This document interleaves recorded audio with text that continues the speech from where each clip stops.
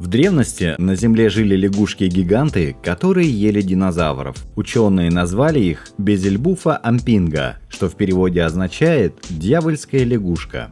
Представители этой огромной лягушки обитали на острове Мадагаскар 65 миллионов лет назад. Ее длина была около полуметра, а вес достигал 5 килограмм. Лягушка обладала очень плотным телосложением, короткими ножками и очень широкой пастью с мощными челюстями. А на голове у лягушки были небольшие рога. По мнению ученых, характер мегалягушки был очень агрессивным. Питалась она небольшими динозаврами и детенышами динозавров, в основном атакуя свои жертвы из засады.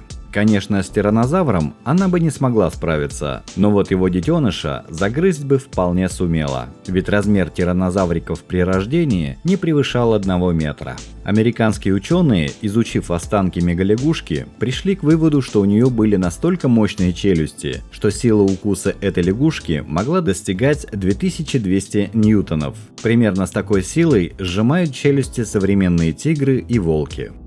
У дьявольской лягушки существуют современные потомки. Это лягушки-рогатки, обитающие в Южной Америке. Но они даже и близко не могут сравниться со своими огромными предками. Средние размеры лягушки-рогатки составляют всего от 12 до 15 сантиметров.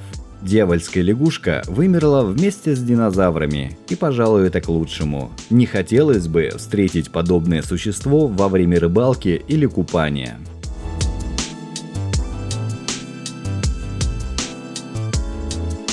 Энцелодон – вымершее млекопитающее, которое наводило ужас в древнем олигоцене около 30 миллионов лет назад. В те времена гигантских животных энцелодоны были крупнее современных львов и тигров. Самые крупные из них были размером примерно с быка. Высота в холке достигала 180 см, вес был около тонны, а длина черепа около 75 см. Длинные и острые клыки, а также анатомия коренных зубов, найденных в ископаемых черепах, показали, что энцелодон был всеядным зверем и охотно поедал как растительность, так и мясо. Более того, останки некоторых ископаемых травоядных животных того времени находили со следами укусов энцелодонов, а это говорит о том, что энцелодоны охотились и поедали других животных. Места обитания энцелодонов составляли леса, равнины и степи Евразии и Северной Америки. В своем ареале они были вершиной пищевой цепи и главными хищниками, хотя их и считают всеядными. На окаменевших скелетах большинства энцелодонов остались следы страшных ран, которые могли нанести только клыки их сородичей. Больше всего встречаются раздробленные скуловые кости, отметины укусов и сильные повреждения черепа. Все эти травмы животные наверняка получили в жестоких схватках с сородичами из-за пищи или самок. Спустя время в результате эволюции из энцелодонов получился дикий кабан, а уже после вмешательства человека появились наши домашние хрюшки.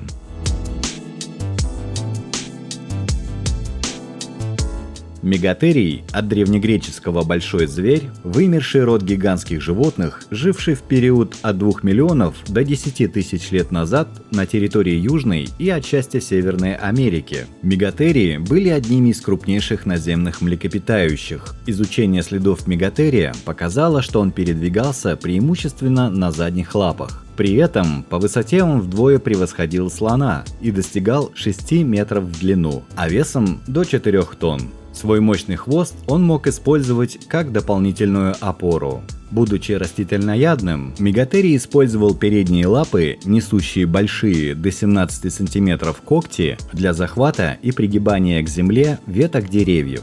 Строение креплений мышц передних конечностей мегатерия было схоже с таковым у хищных млекопитающих и обеспечивало высокую скорость удара. Поэтому предполагается, что он применял свои передние лапы и в сражении. А строение позвонков говорит о том, что мегатерии были вполне подвижны. Многие ученые склоняются к версии, что причиной исчезновения мегатериев стало появление человеческих охотников. Одно из подтверждений этой гипотезы – найденные украшения из костей мегатерия, которым было около 10 тысяч лет, на одной из стоянок древних людей. Но мегатерии исчезли не совсем. В результате эволюции из мегатериев получились современные ленивцы.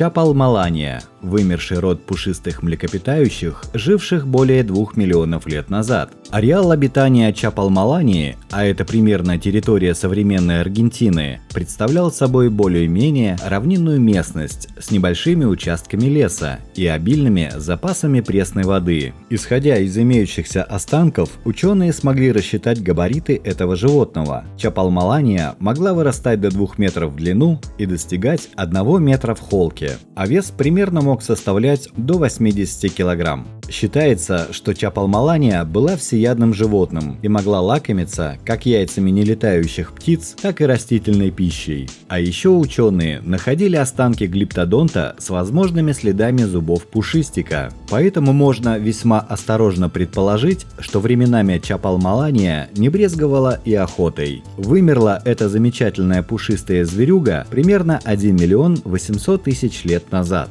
Скорее всего, в результате великого межамериканского обмена, когда из воды показался Панамский перешеек, и две Америки соединились. И в результате миграции более продвинутых хищников в Южной Америке вымерла большая часть ее видов-эндемиков.